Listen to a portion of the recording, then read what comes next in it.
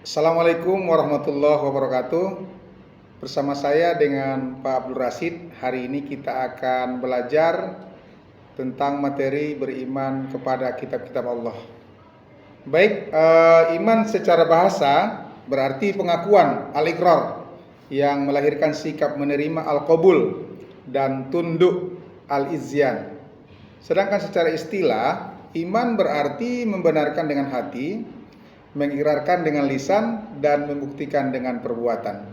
Jadi, iman kepada kitab Allah adalah membenarkan bahwa Allah Subhanahu wa Ta'ala mempunyai kitab-kitab yang diturunkan kepada Rasul-Nya. Kitab adalah wahyu Allah yang disampaikan kepada para Rasul, yang dibukukan dalam satu kumpulan utuh menjadi kumpulan wahyu. Kitab Allah Subhanahu wa Ta'ala yang diturunkan kepada Rasul ada 4, yaitu kitab Taurat, kitab Zabur, kitab Injil, kitab Al-Quran. Kitab Taurat adalah kitab yang diturunkan oleh Allah Subhanahu wa Ta'ala kepada Nabi Musa alaihissalam, sebagaimana Allah Subhanahu wa Ta'ala berfirman dalam Al-Quran surah Al-Maidah ayat 5, bahwa kitab Taurat merupakan petunjuk bagi Nabi Musa alaihissalam dan nabi-nabi dari Bani Israel sesudahnya sampai kepada Nabi Isa alaihissalam. Kitab Zabur adalah kitab yang diturunkan oleh Allah Subhanahu wa Ta'ala kepada Nabi Daud alaihissalam untuk kaum Bani Israel. Di dalamnya terdiri dari 150 surah yang berisi nasihat-nasihat, hikmah, pujian, dan sanjungan kepada Allah Subhanahu wa Ta'ala. Kitab Injil adalah kitab yang diturunkan oleh Allah Subhanahu wa Ta'ala kepada Nabi Isa alaihissalam. Di dalamnya merupakan penyempurnaan isi Taurat yang telah berakhir masa berlakunya.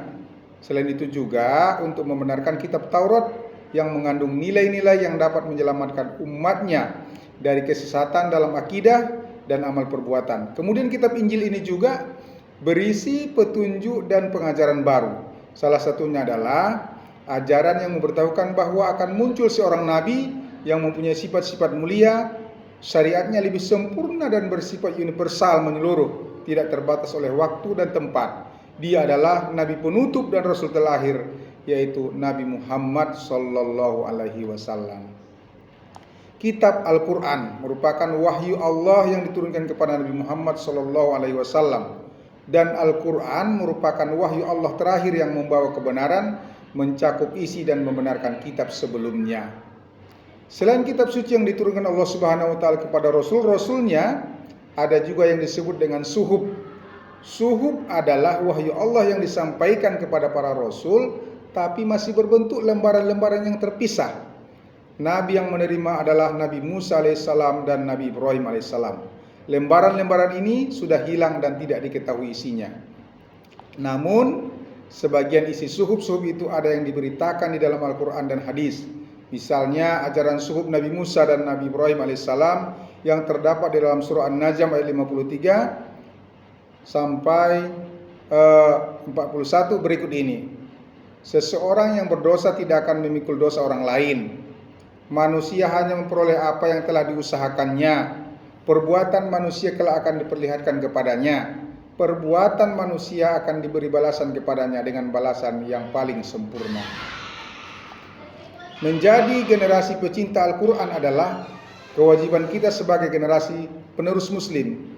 Mencintai Al-Quran bukan hanya membeli dan memajang Al-Quran saja ya, tapi juga kita mau membaca, bukan hanya sekedar membaca buta tanpa tahu makna. Kita harus juga mempelajari kandungan-kandungan setiap ayat dalam Al-Quran, sehingga kita bisa paham ilmu di dalamnya. Setelah memahami artinya, tahapan berikutnya adalah mentadabburinya, yaitu merenungkan maknanya dan membangun kesadaran dalam diri agar terdorong untuk mengamalkannya dalam kehidupan sehari-hari. Nah, langkah berikutnya adalah tentu saja mengamalkan dalam kehidupan sehari-hari. Dalam suatu hadis yang diriwayatkan oleh Ahmad dijelaskan bahwa puncak dari pengamalan Al-Quran dalam kehidupan adalah akhlak yang mulia. Sementara akhlak mulia adalah cerminan orang yang bertakwa. Hubungan antara iman kepada Al-Quran, akhlak mulia, dan ketakwaan ini dapat dibaca pada surah Al-Baqarah ayat 2-4 berikut ini. Zalikal kitabul la raiba fihi hudal lil muttaqin allazina yu'minuna bil ghaibi wa yuqimunas salata wa mimma razaqnahum yunfikun wallazina yu'minuna bima unzila ilaika wa ma unzila min qablik wa bil akhirati hum yuqinun. Yang artinya kitab Al-Quran ini tidak ada keraguan padanya, petunjuk bagi mereka yang bertakwa, yaitu mereka yang beriman kepada yang gaib, melaksanakan sholat dan menginfakkan sebagian rezeki yang kami berikan kepada mereka, dan mereka yang beriman kepada Al-Quran yang diturunkan kepada Nabi Muhammad dan kitab-kitab yang diturunkan kepada sebelum engkau, dan mereka yakin akan adanya hari akhirat. Inilah dia pembelajaran kita pada hari ini.